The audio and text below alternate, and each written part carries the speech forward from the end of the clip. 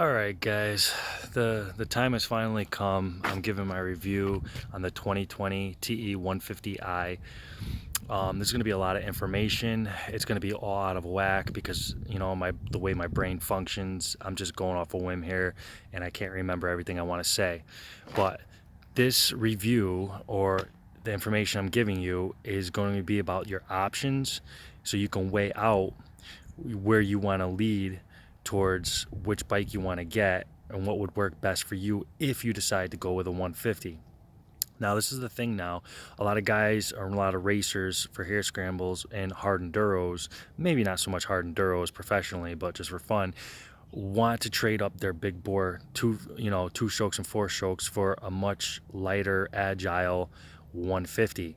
But there's not a lot of content and information out there of the pros and cons of this bike. This is what I want to give to you.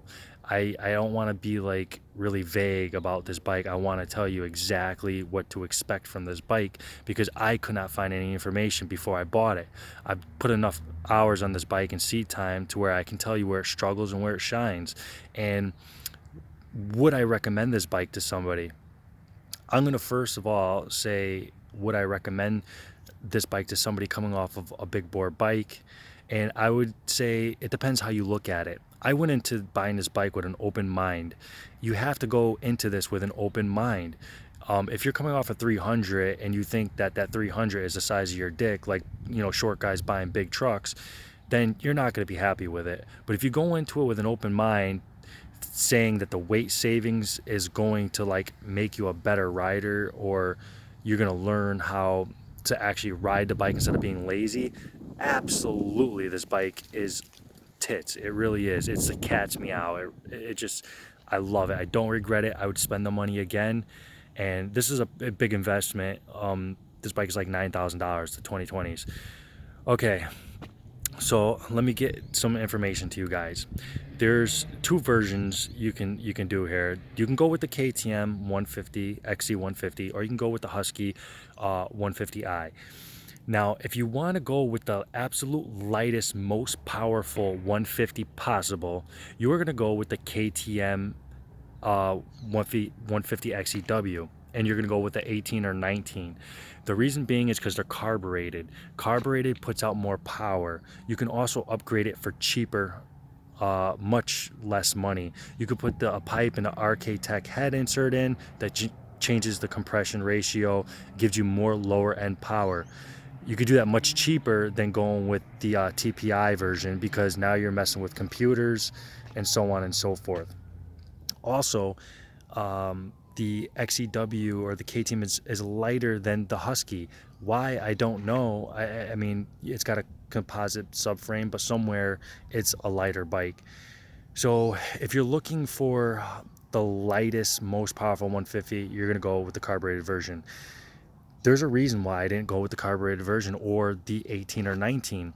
I wanted the latest and greatest. The latest and greatest being with the 2020 with Husky and KTM, they went with the newer rigid frame from the race models, the SX models or the TC models. I believe the TC is the race version of this bike. It's either TC or TX, one of those. So you got the more rigid frame for agility. You got the revamped suspension that's supposed to have better riding characteristics. And what I wanted to do is buy a bike and not have to send the suspension out. With my weight, I knew my weight was in that threshold of having box stock suspension. I wanted good suspension without having to send it out.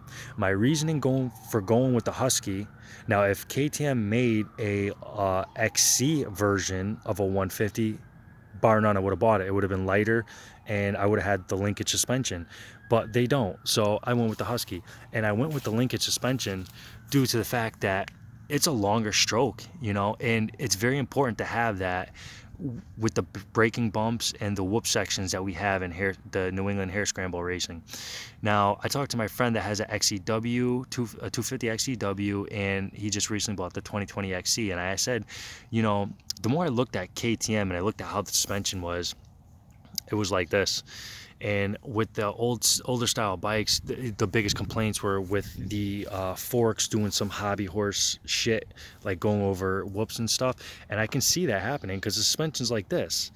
Now, when you're putting pressure on the rear tire, what's it going to do? It's going to push you. It's going to push you this, because the suspension is not going up, it's going this way. So it's going to push you forward, and having, you know, very plush forks, it's going to dive down. So you're going to have fork diving. So I couldn't imagine that bike handling very good through the braking bumps or the whoop sections or high speed sections. I wanted a bike that was all around agile and good. I wanted high speed, braking bumps, performance, and whoop performance, along with like plush suspension to do the log crossings, the go through the rock, the hill climbs, the rock gardens, all that. Okay, so this is why I went with the 2020. Also, you have this preload adjustment, which KTM doesn't have. Husky has it. You're paying a little more. You're paying a little more for the billet clamps. You're paying a little more because you have this mapping adjuster for 2 different modes. Let me just tell you, on the 150, it might make a difference on a 300 or 250. If there's any difference at all on the 150, it's negligible, because the 150 needs every ounce of power it can get already anyway, so I always keep it on the performance one. I didn't even really notice a difference switching the maps back and forth. Okay, so let's go back. So I got this 150. You definitely have to relearn, go into it open mind and relearn how to ride. I had to relearn how to ride a 2-stroke in general, because I was coming off a 4-stroke. You can't be so lazy on this bike. It teaches you how to be a better rider and modulate the clutch. You're gonna have to modulate the clutch a lot more, and you're gonna have to shift a little bit more than a 250 and a 300. Now, and I'm gearing this towards hare scramble racing. If you're talking about flat, wide open, big logging trails, this, I mean, of course, a 300 or 300, 350 4-stroke, 250 2-stroke, they're all gonna, you know, win. You know, you're talking top speed. But if I'm talking about agile hare scramble racing, this bike more than competes. Okay, so back to when I did a bunch of research. I was asking a lot of people questions on YouTube on what gears they were riding in and racing in with this bike, or you know, the 150 XEW. And you know, some of the guys were like, oh, third and fourth and this and that and the other thing. Well, when I started riding and racing this bike, I found I couldn't believe it. I'm like, you know, I don't see how you know, you're doing third and fourth through some of these technical spots, because the bike just doesn't have that low end power. Well, I just recently got the update, and you know, I would have to rip the clutch quite a bit. And what would suck is on hill climbs, if you got stuck in a hill climb and you were shift down to first to get going again, the modulation that inputs that you could put into the clutch were very slim, because you would have to give it a little bit too much gas, and like by the time you let off the clutch, the back tire was spinning because the bike is too light, so you weren't going anywhere. There was no traction. And the like I said, there was no clutch modulation. So that's a downfall to this bike. Yes, it's agile. Yes, it's super, super light, and it feels like there's a rocket strapped to it, because when it gets going, it's gone. You know, you have to relearn how to ride it. You have to carry more speed into sections, and that was what makes you a better rider. You have to pre-plan, carry more speed, you have to clutch more, you're gonna have to shift a little bit more, but you're so super active on this bike. I'm super active on this bike. I'm like in tune with it. I'm moving front to back. I'm, you know, I'm ripping the clutch, I'm shifting gears, and I'm not lazy on this bike, but it makes it so very fun to ride and so very fun to race. I actually almost gave up racing on my FX, because it just didn't make it fun. It was heavy. It totally tired me out. I don't even get tired on this bike until like the last lap of an hour and a half long race. So just the weight savings alone made the huge difference. Again, power to weight ratio, this bike is a rocket ship. It really is. When, you know, it just really is.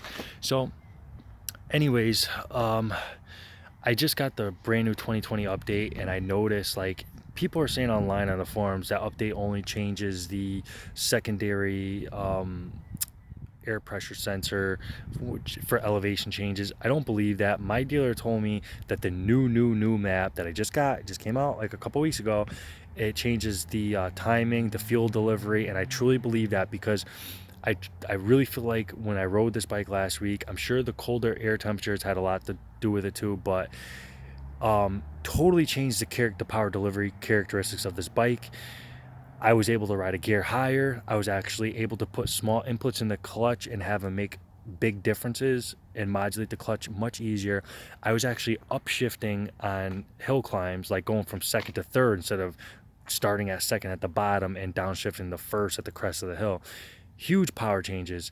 And I can't say, I would want to say that now this TPI is running the way it has the power the way a 2018 carbed version of this bike would be running. Because let's face it, with the Euro emissions, this bike was corked up a little bit. I definitely believe that. Do I still think it's corked up a little bit? Yes, I do. I definitely think you can get more power out of a carbureted version, cheaper. But now the way I feel is I'm in the single track, I'm in third and fourth, where before I was in screaming second to get into the meat of third.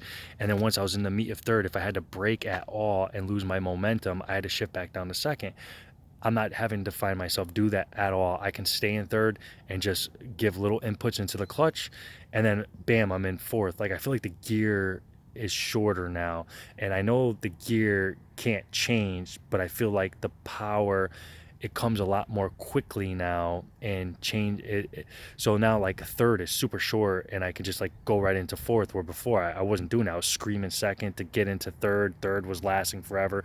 Like, it was just very weird the way the power was set up. But now it completely uncorked this bike. Highly recommend getting that update, trying it for yourself. And I feel like if I can just add like a gnarly pipe and a shorty exhaust and get a little bit, just a hair more power out of it, perfect. Power to weight ratio, perfect. I was gonna do the RK Tech head insert, but with the TPI, you have to consider you have to get it remapped. You have to get an ECU or like a computer to piggyback off that. I believe it becomes very expensive, $800, $1,000+, to get that performance that you can get out of a carbureted bike and just rejet it. I feel like I don't need to do that now. Before the update, I felt like I was leaning towards that. Now I definitely am not going to do it. I'm going to ride this bike box stock. It's, for my weight, it's perfect and very competitive. But I feel like if they come up with a gnarly pipe on this bike, I'm going to do it, and a shorty exhaust. And I feel like if I can get a little bit more bottom end, this bike is going to be a force to be reckoned with. Let me tell you.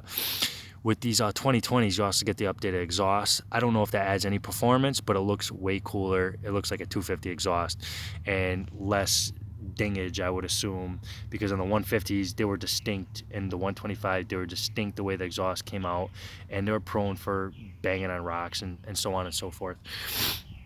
So that's updated also. Let's see. So some cons to this, especially the Husky, some cons is the people are complaining about the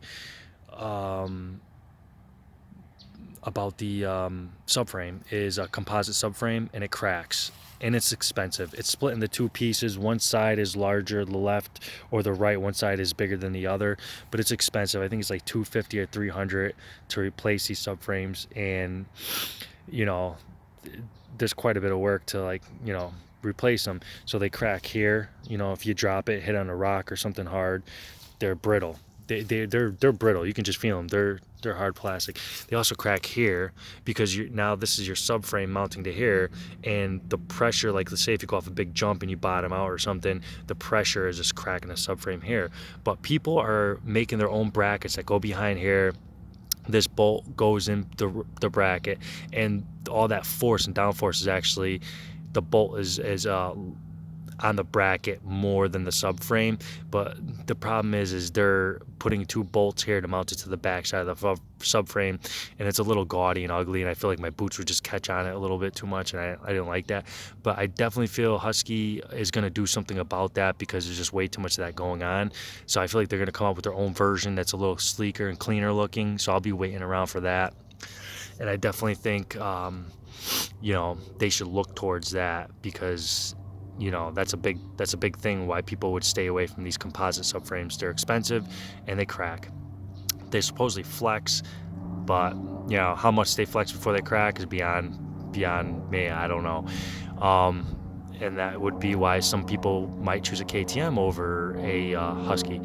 And the Husky, believe it or not, is a little heavier than the KTM. So KTM is by far the lightest, as far as if you want to go with the enduro style bike. And of course the carb rating is the lightest. I went with this because I wanted the latest and greatest, and I sacrificed weight. This is a little bit, the Husky's a little bit heavier than the KTM, and also because it's TPI, it's heavier than the carbureted version. But I wanted the linkage, I wanted the rigid frame, I wanted the revamped suspension that I didn't need to send out. I wanted the compression setting and the dampening setting on the forks. So I chose the Husky. I like the way I wanted something different. I had a few KTMs. Okay, so there's some things, some differences with this bike. Now, does this bike perform? Can this bike perform with a 300, perform with a 250? Depends what you're going to do with it. If you're going to be racing out with your buddies and you're just like a weekend warrior rider, and you're coming off of a big bore bike, you might be a little disappointed. This bike does have bottom end, but it's not going to have a 300 bottom end or a 250 bottom end.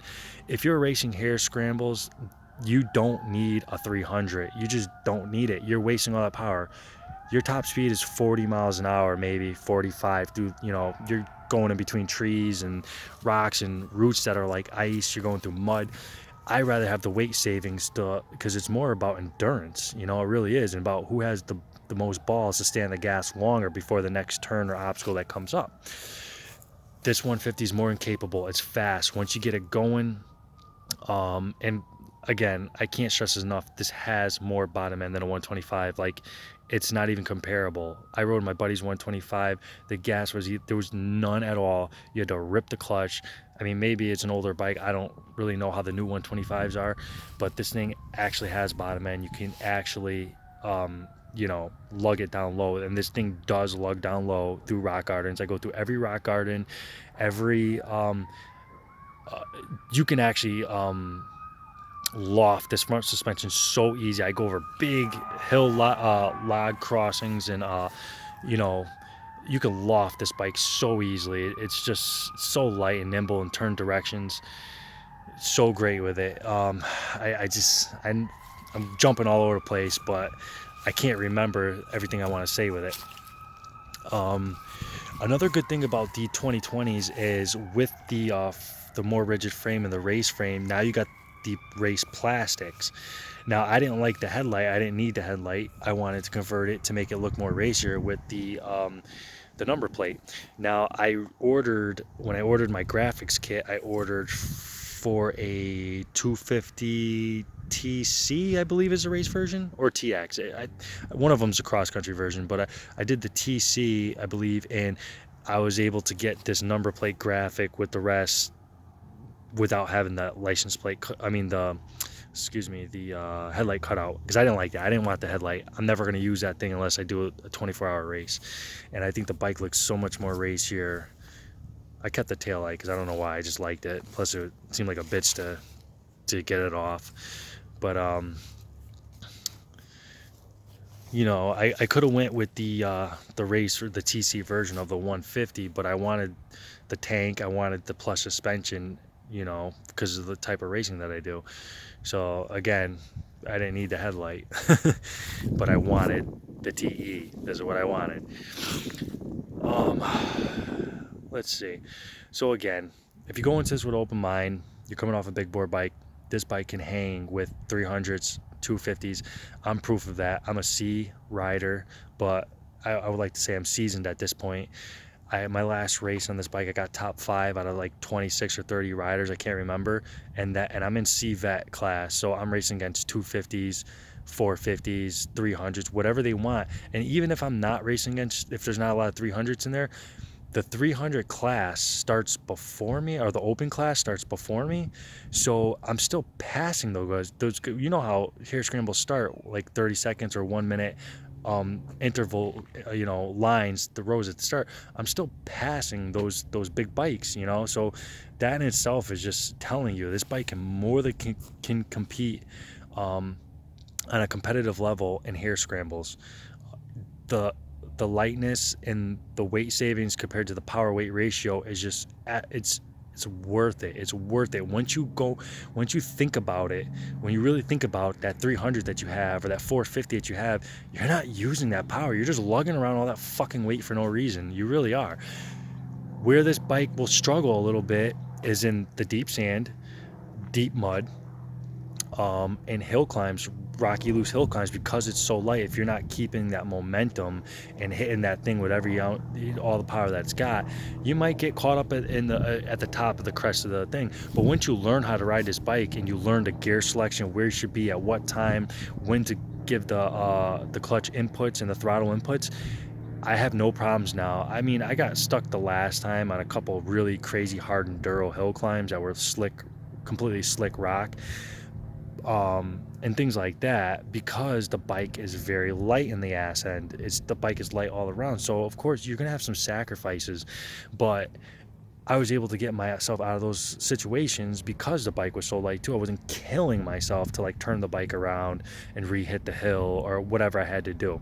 So the biggest downfall, the only downfall of this bike, is a little underpowered. But you're talking about a 150 here. You have to expect that. You can't expect 250 power from a 150 motor, but the power that this does put out is great.